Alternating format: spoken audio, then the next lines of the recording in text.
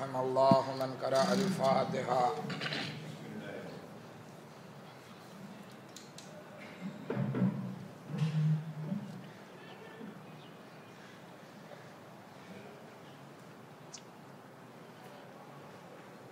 لا حول ولا قوة إلا بالله العلي العظيم. أعوذ بالله من الشيطان اللعين الرجيم.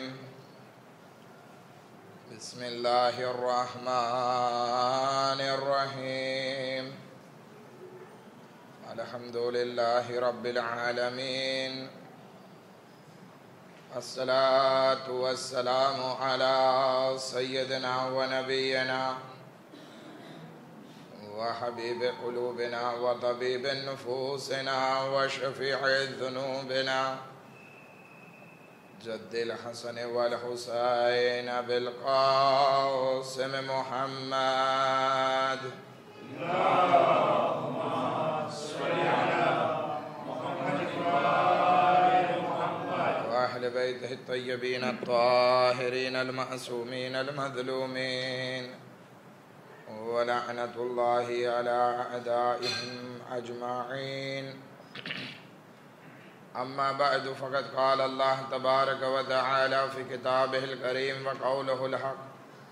بسم الله الرحمن الرحيم.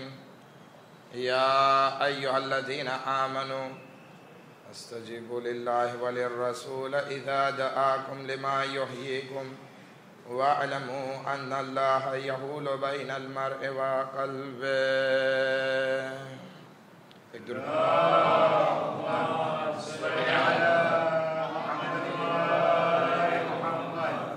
खुदावंद आलम कुरान मजीद में इरशाद फरमावे छे, ऐ ईमान लावनाराओ,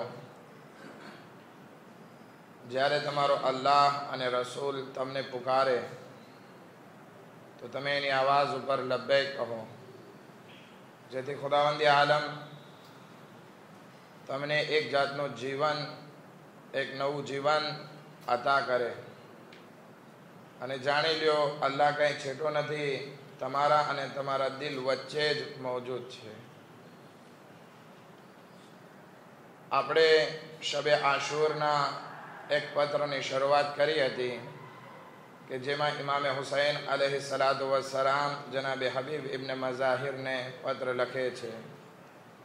અન હુસૈન ઇબ્ન અલી ઇલા રજુલ ફકીહ, ઇમામે હુસૈન અલૈહિ સલામ તરફથી રજુલ ફકીહના નામે, એટલે કે હબીબ ઇબ્ન મઝાહિર સમજુ માણસના નામે. વાત શું હતી? લા તબખલ અલૈના બિનફસિકા યુજાઝિકા અલ્લાહ યુજાઝિકા રસૂલ અલ્લાહ સલ્લલ્લાહુ અલૈહિ વઆલિહિ વસલ્લમ યૌમલ કિયામહ. એ હબીબ, અમારો આ પત્ર મળતા તું તારી જાનની પરવા ના કરજે અને અમારા તરફ પહોંચી જાજે. ઇન્શાઅલ્લાહ રસૂલે ખુદા એનો બદલો કયામતના દિવસે તને અતા કરશે. ઘણા માણસોને તૌફીક નસીબ થઈ, હબીબ ઇબ્ન મઝાહિર જેવા માણસોને, વહબે કલ્બી, હોર,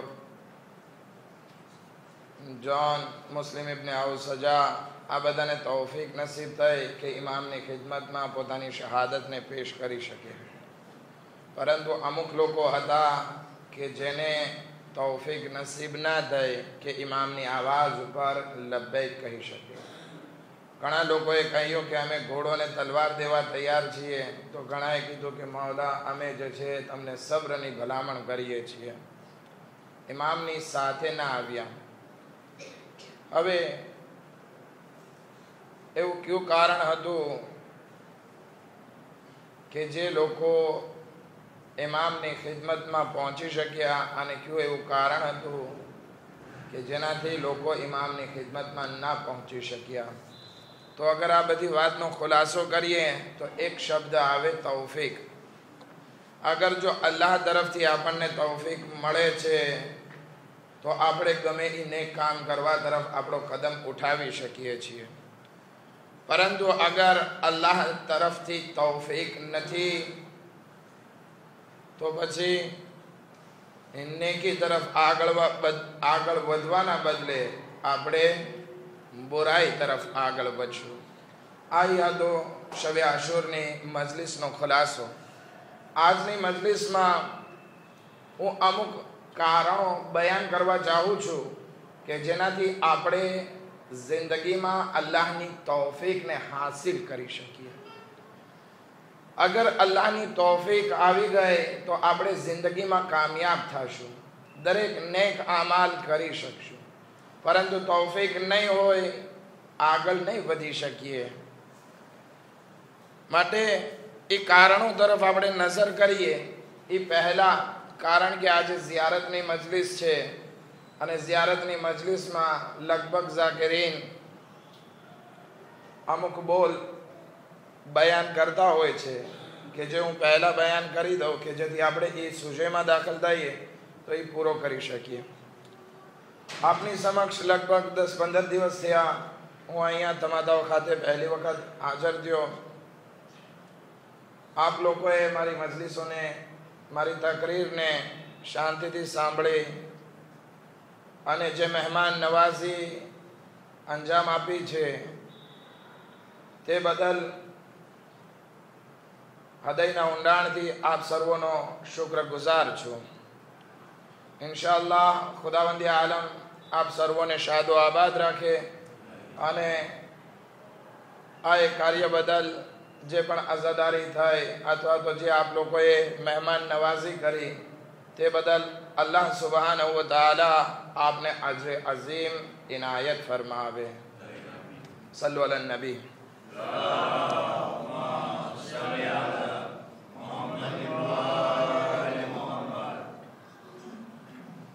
તૌફીકનું સૌથી પહેલું કારણ અથવા તો તૌફીક કેવી રીતે મળે એમાં સૌથી પહેલું કારણ એ છે કે ઇન્સાનને જિંદગીમાં જરૂરી છે કે ઇન્સાન જિંદગીમાં વિચાર કરે.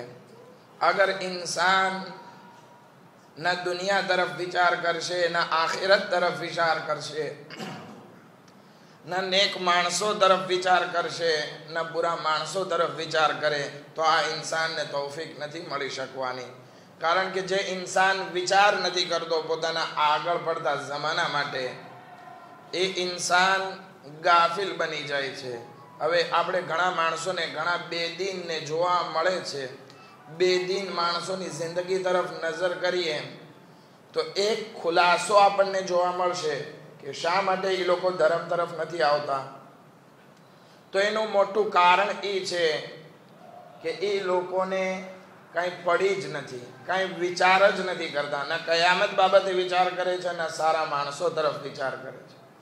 કુરાને કરીમ જગ્યાએ આવાજ દે છે, અફલા યતદબ્બરુના હાઝલ કુરઆન, કે શું તમે વિચાર નથી કરતા, ગૌર ફિક્ર નથી કરતા આ કુરાનમાં? તો ઇન્સાન જ્યારે પોતાની જિંદગીમાં વિચાર કરશે તો અલ્લાહની તૌફીક આગળ વધશે અને ઇન્સાનને નેકી તરફ દાવત આપશે.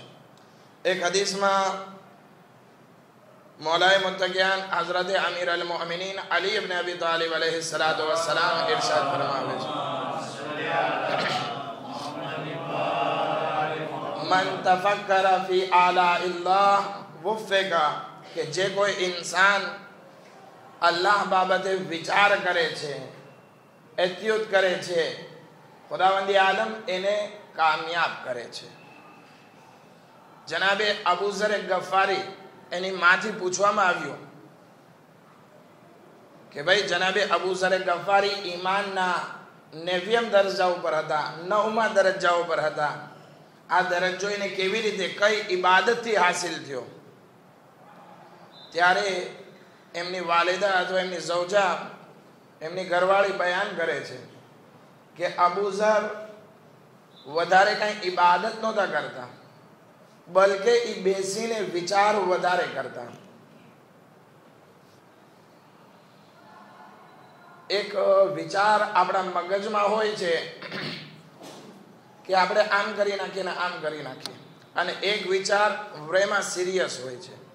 ઓલા ખોટા સપના કે જેની મનાઈ કરવામાં આવી છે, પરંતુ એક વિચાર એવો છે કે ખુદા મારાથી શું ચાહે છે, મારે અલ્લાહની બારગાહમાં શું પેશ કરવું જોઈએ, મારું કયામતમાં શું થવાનું છે. આ બધી વાત ઉપર વિચાર કરવાથી ઇન્સાનના ઈમાનનો દરજ્જો પણ વધે છે અને ઇન્સાન નેકી કરવા તરફ આગળ પણ વધે છે.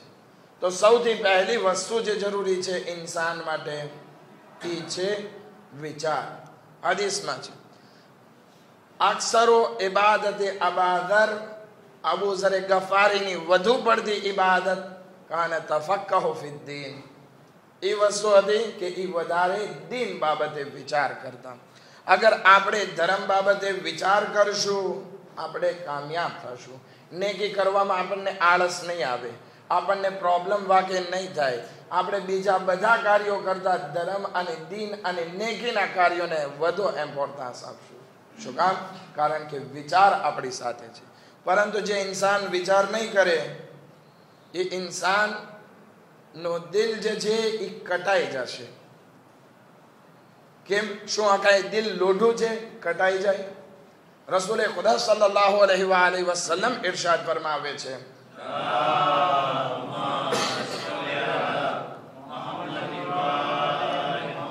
ઇન્ના હાઝિહિલ કુલૂબ યરીના કમા યરીનલ હદીદ. આ દિલ છે એ લોઢા જેવું છે. જેવી રીતે લોઢું કટાય છે, કાટને શું કહો છો ફ્રેન્ચીમાં? કટાઈ ગયું, ગુજરાતીમાં બોલાય છે, અહીંયા વાંધો નથી. લોઢું જેમ કટાય છે એવી રીતે આ દિલ પણ કટાય છે. હવે લોઢાને કાટ ના ચડે, લોઢું કટાઈ ના જાય એટલા માટે આપણે એનું ધ્યાન રાખીએ છીએ. અવારનવાર એને પોલિશ કરીએ છીએ, એમાં રંગ મારીએ છીએ, કલર કરીએ છીએ, જેથી લોઢું કટાઈ ના જાય. એવી જ રીતે આ દિલને કાટવા નથી દેવું, ખરાબ થવા નથી દેવું, એના ઉપર કાટ ના ચડે એટલા માટે જરૂરી છે અવારનવાર કયામત અને અલ્લાહ બાબતે વિચાર કરતા રહીએ, જિંદગી અને મૌત બાબતે વિચાર કરતા રહીએ કે જેથી આપણું દિલ કટાય નહીં. હવે જ્યારે લોઢાની મિસાલ રસૂલે ખુદાએ દિલની મિસાલ લોઢાથી આપી છે, તો લોઢું જે છે જેમ જેમ કટાય એમ એમ એને પોલિશ કરવું મહેનત પડે.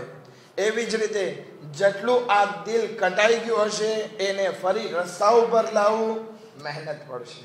માટે જરૂરી છે કે જેવો થોડો ઘણો કાટ લાગે ફરીવાર વિચાર ચાલુ રાખીએ, પોલિશિંગ ચાલુ રાખીએ કે જેથી આ દિલ કટાઈ ના જાય.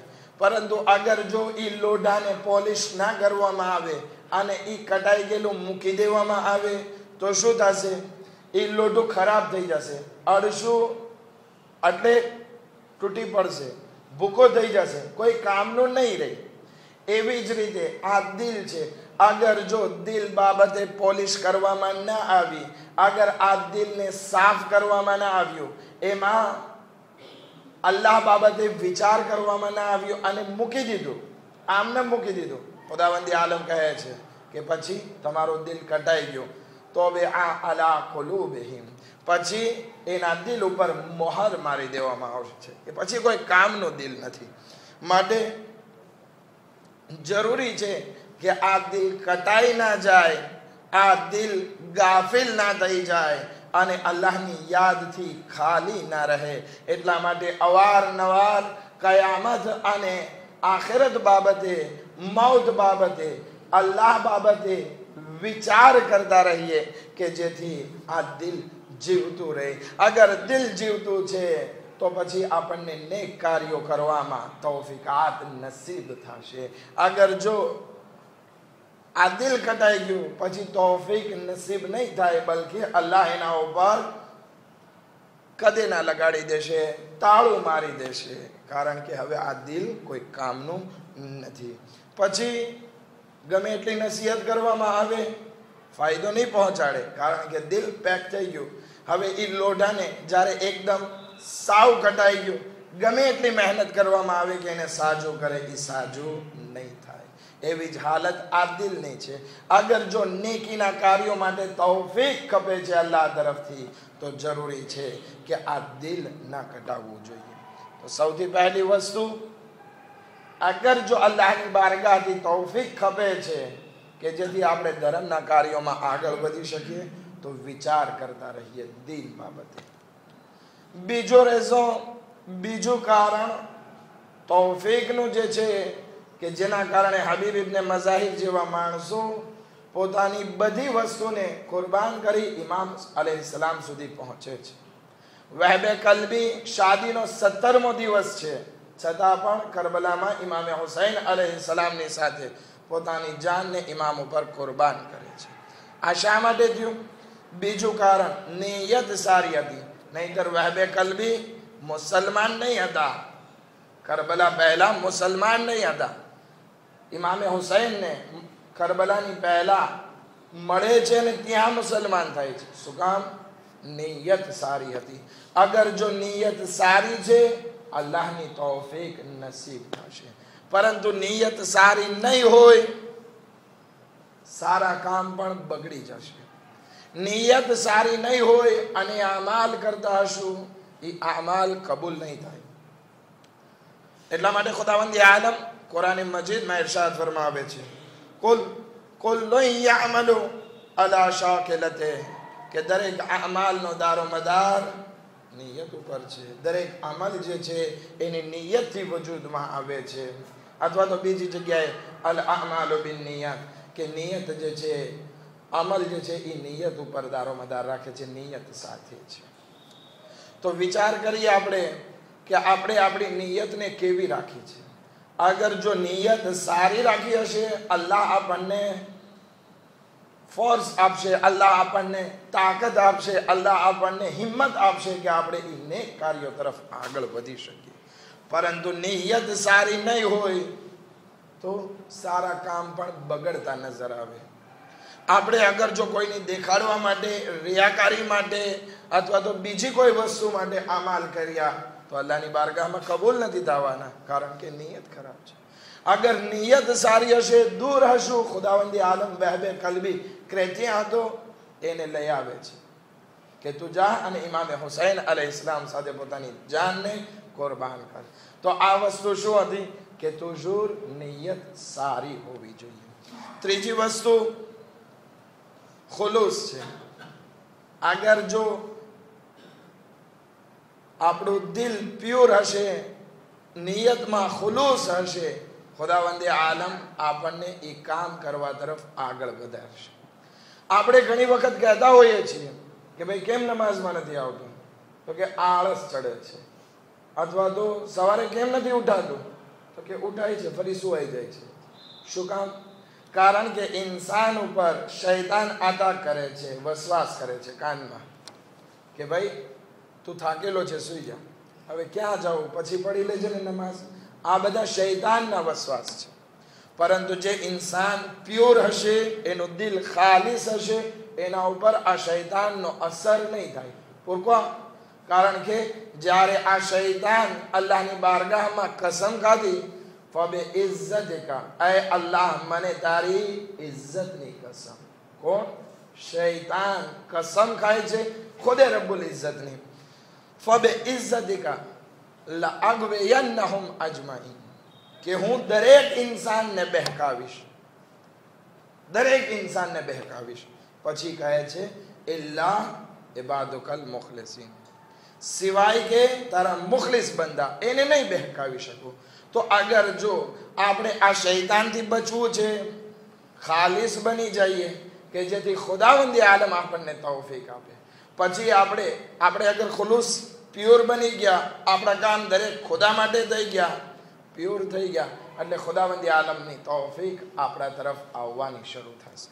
પરંતુ જરૂરી છે નિયત પણ ચોખ્ખી હોય, નિયત સારી હોય અને નિયતમાં ખુલૂસ હોય. આ વસ્તુ જે છે એ આપણી જિંદગી માટે બહુ ઇમ્પોર્ટન્સ રાખે છે. આ ત્રણ વસ્તુ. ચોથી વસ્તુ કે જે હદીસમાં મળે છે એ છે દુઆ.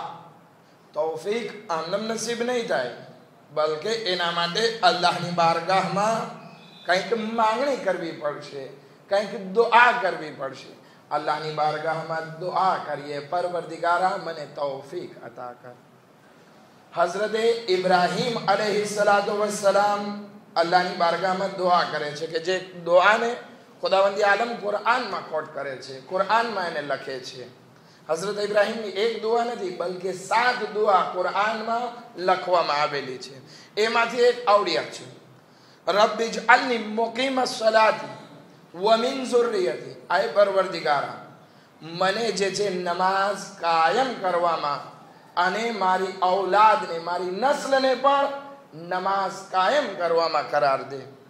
વિચાર કરીએ, હઝરત ઇબ્રાહીમ અલૈહિસ્સલામ શું નમાઝ નહોતા પડતા? શું હઝરત ઇબ્રાહીમની ઔલાદ ઇસ્માઇલ અને ઇસ્હાક નમાઝ નહોતા પડતા? તેમ છતાં દુઆ કરે છે, ખુદાયા એવું ના બને કે આ નમાઝ અમારાથી છૂટી જાય, માટે દુઆ કરે છે, પરવરદિગારા મને એવો બનાવ અને મારી નસ્લને એવી બનાવ કે અમે નમાઝને કાયમ કરવા વાળા થઈએ. તો આ દુઆનો ઇમ્પોર્ટન્સ બહુ વધારે છે. આપણે ગુજરાતીમાં કહેવત છે કે માંગ્યા વગર માં પણ દૂધ નથી આપતી, એના પાસે પણ માંગવું પડે છે. તો અલ્લાહ કે જે આપણને દરેક વસ્તુ દેવા વાળો છે અને અલ્લાહની બારગાહમાં કોઈ દુઆ કરે તો એને પસંદ છે, તો માટે જરૂરી છે આપણે અલ્લાહની બારગાહમાં અવારનવાર દુઆ કરતા રહીએ, આય પરવરદિગારા મને તૌફીક અતા કર. પાંચમી વસ્તુ કે જે તૌફીક માટે જરૂરી છે એ છે સબ્ર. અગર સબ્ર નથી તો પછી તૌફીક જે હાથમાં આવેલી હોય એ પણ ચાલી જાય. ખુદાવંદ આલમ કુરાન મજીદમાં ફરમાવે છે ઇન્નલ્લાહ મઅસ સાબિરીન, કે ખુદાવંદ આલમ સબ્ર કરવા વાળા સાથે છે. હવે સબ્રની જરૂર ક્યાં ક્યાં પડે? કોઈ મુસીબત આપણા ઘરે ગુજરી જાય ત્યારે બરાબર છે, ત્યારે આપણે કહીએ છીએ ઇન્ના લિલ્લાહ વ ઇન્ના ઇલૈહિ રાજિઉન. એના સિવાય પણ જરૂર પડે છે. ગુનાહ કરવાનું મન થયું, અગર જો સબ્ર ના હોય તો પછી આપણે ગુનાહ તરફ આગળ વધી જશું. માટે સબ્ર જિંદગીમાં ગુનાહથી પરહેજ કરવા માટે પણ જરૂરી છે. ત્રીજું, ઇબાદત માટે પણ સબ્રની જરૂર છે. આપણે નમાઝ પઢવા માટે ઊભા, આળસ પડે છે, સબ્ર નથી, ફટાફટ પડીને ભાગી જઈએ, સબ્ર નથી, વધારે મજલિસમાં નહીં રોકાઈ શકીએ, તો ઇબાદતમાં પણ સબ્રની જરૂર છે. રોઝો રાખ્યો છે, ઘડિયાળ સામુ જોઈ રાખીએ છીએ, ક્યારે દિવસ પૂરો થાય, ક્યારે દિવસ પૂરો થાય.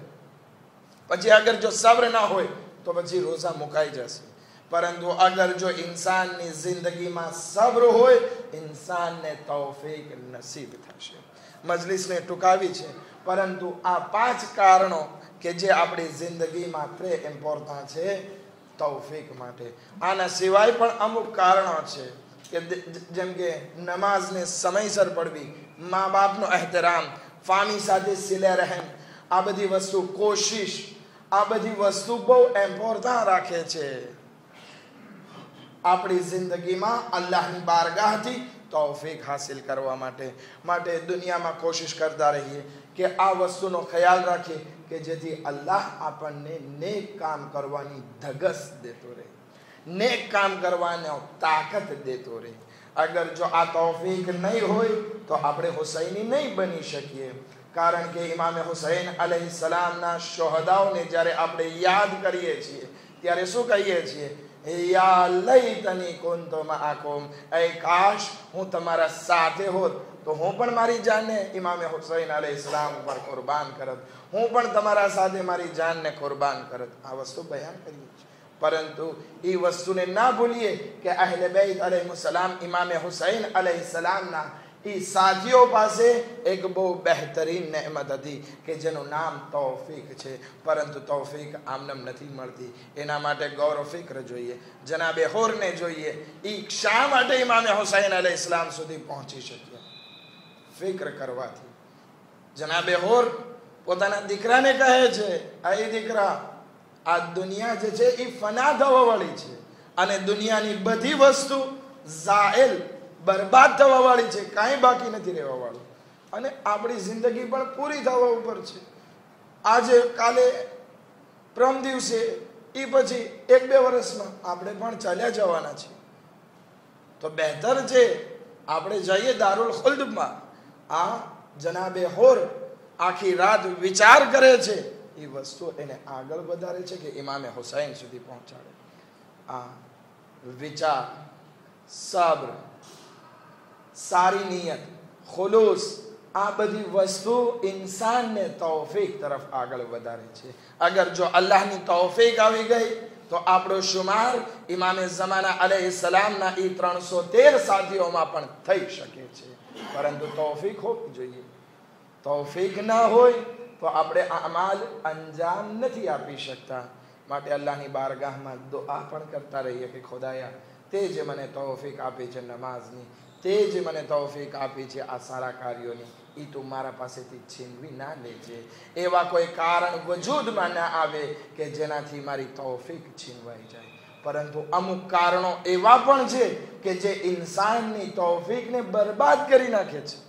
ઇન્સાનની તૌફીક એના પાસેથી ચાલી જાય છે.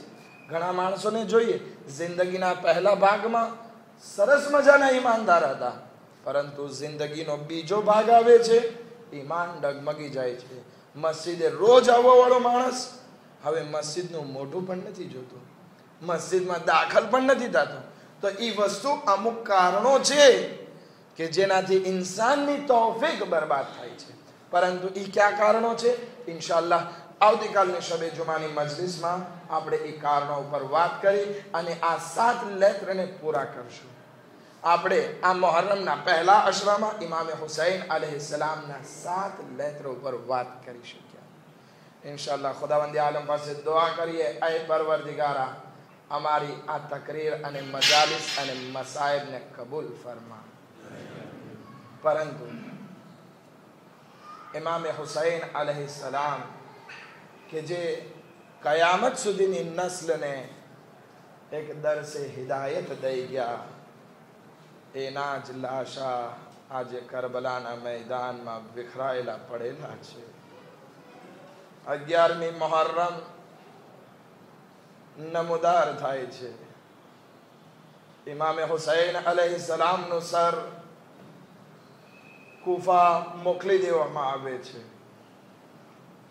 ખુલી નામનો માણસ આ સરને લઈ અને ઇબ્ને ઝિયાદ પાસે બહુ તેજ રફતારના ઘોડાથી આગળ વધે છે.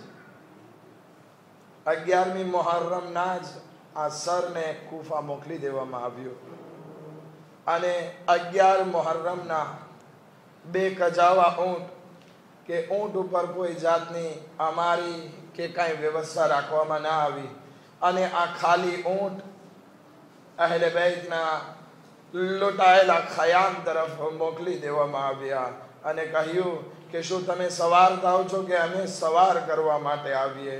હા, એ બીબીઓના હાથ, એ બીબીઓને 2 કજાવા ઊંટ ઉપર સવાર કરવા માટે દુશ્મનો આવે છે. જનાબે ઝૈનબ આગળ વધે છે કે આગળ ના વધો, અમે ખુદ અમારી બીબીઓને સવાર કરી દઈશું. હવે જનાબે ઝૈનબ સલામુલ્લાહ અલૈહા એ 2 કજાવા અમારી ઉપર, એ 2 કજાવા ઊંટો ઉપર સવાર થાય છે. જનાબે ઝૈનબ આગળ વધે છે અને કહે છે, આવો રબાબ, આવો હું તમને સવાર કરી દઉં. કહે છે, નહીં શહેજાદી, અમે તમને સવાર કરીએ. કહે છે, નહીં, ઇમામે હુસૈન આ કાફલાની રખેવાળી અલંબરદારી મને સોંપી છે, હું તમને સવાર કરીશ. જનાબે ઝૈનબ રૂબાબને સવાર કરે છે, ઉમ્મે લૈલાને સવાર કરે છે, હા ફરવાને સવાર કરે છે. એક બીબી કે જે હુસૈનના કાફલામાં હતી, આ બધી બીબીઓને સવાર કરવામાં આવે છે. હા સદારો જનાબે ફિઝા આગળ વધે છે અને કહે છે, આવો શહેઝાદી, હું તમને સવાર કરું. કહે છે, નહીં ફિઝા, આજે હું તને સવાર કરીશ. જનાબે ઝૈનબ સલામુલ્લાહ અલૈહા જનાબે ફિઝાને સવાર કરે છે. જ્યારે બધી બીબીઓ સવાર થઈ ગઈ તો પછી જનાબે ઝૈનબ નહેરે ફુરાતનો રૂખ કરે છે અને આવાજ દે છે, એ અબ્બાસ, જ્યારે હું મદીનાથી નીકળી હતી બહુ શાનો શોકથી મને સવાર કરી હતી. એ અબ્બાસ, આવ તારી દુખિયારી બહેનને આ 2 કજાવા મારી ઉપર સવાર કર. હા જનાબે ઝૈનબ જ્યારે આ ઇસ્તિગાસા બુલંદ કરે છે, ઇમામે ઝૈનુલ આબિદીન કે જેના હાથમાં હથકડી, પાવમાં બેડી અને ગળામાં ખારદાર તોક છે, એ સંભાળીને આગળ વધે છે. એ ફૂફી અમ્મા, दिल नांडो ना करो आओ તમને સવાર કરો એ બીમાર ઇમામ પોતાની ફૂફી અમ્માને સવાર કરે છે આ કાફલો આગળ વધે છે પરંતુ દુશ્મનો આ ઝાલિમો એક જુલ્મ ઈ વધારે કરે છે કે આ લૂંટાયેલા કાફલાને મક્તલમાંથી પસાર કરે છે મક્તલમાંથી જ્યારે આ કાફલો પસાર થયો ઉમ્મે લૈલા અલી અકબરના લાશા પાસે પહોંચે છે જોવે છે ગળું કપાયેલું છે સીનામાંથી બરછીનું ફળની સાથે કલેજો સાથે પડેલો છે હા ઉમ્મે લૈલાથી રેવાયું નહીં પોતાની જાતને ઊંટ પરથી ગિરાવે છે આ સદારો ઉમ્મે ફરવા જોવે છે આરે મારા કાસિમનો લાશો અહીંયા મક્તલમાં વિખરાયેલો પડેલો છે પોતાની જાતને ઊંટ પરથી ગિરાવે છે આ સદારો જનાબે ઝૈનબ અલૈહિ સકીના ઇમામે હુસૈન અલૈહિ સલામના લાશા ઉપર આવે છે પોતાની જાતને ઊંટો ઉપરથી ગિરાવે છે આવાજ દે છે જનાબે ઝૈનબ આવાજ દે છે આ અંત આખી શું તું જ મારો ભાઈ છે આ સદારો ઇમામે હુસૈન અલૈહિ સલામના લાશાની હાલત એવી હતી કે આખો ઘોડાથી પામાલ હતો આંગળીઓને હાથ કપાયેલા સરથી સર ગરદનમાં નહીં હતું આ સદારો બદનમાં સર નહીં હતું એવો લાશો હતો કે આખો ખૂનથી રંગેન જનાબે ઝૈનબ કહે છે એ મારા મા જાયા મને માફ કરજે અગર જો ઝૈનબ પાસે એક રીદા પડો તો તારા જનાઝાને આવી રીતે ઓરિયા ના રહેવા દે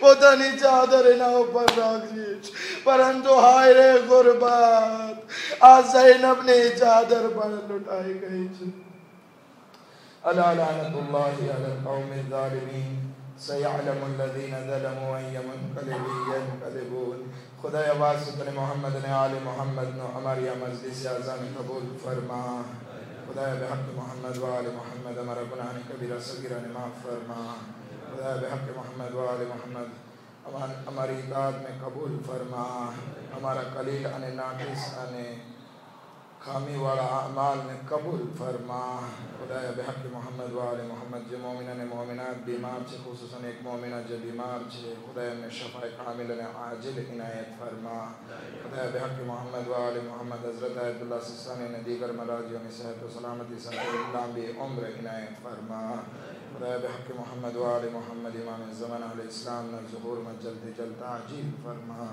अने मुनिना अंसार में शुमार फरमा ربنا تقبل منا إنك أنت السميع العليم ما تنسين